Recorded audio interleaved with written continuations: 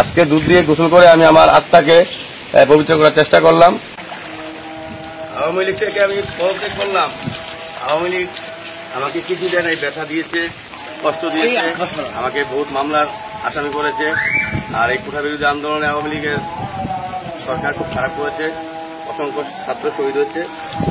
এদের পক্ষে ৭১ ঘোষণা করে আমি আওয়ামী লীগ সাধারণ সম্পাদকের পদ থেকে পদত্যাগ করলাম। আগামী দিনগুলোতে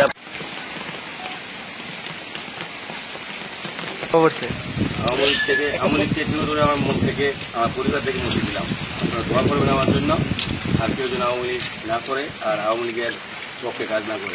ভাবে আওয়ামী লীগের নির্বাচনের আগে একটা কাউন্সিলিং ভোট হয়, যারা ফার্স্ট হয় তাদেরকে দলীয় প্রতীক দেওয়া হয়, নৌকা দেওয়া হয়। কিন্তু আমি ফতেহাবাদ ইউনিয়ন কাউন্সিলিং ভোটে ফার্স্ট হয়েছি, কিন্তু আমাকেও দেয়নি।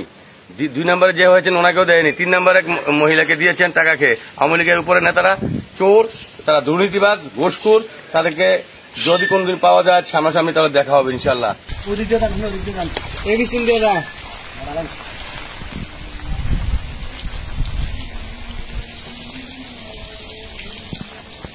কথা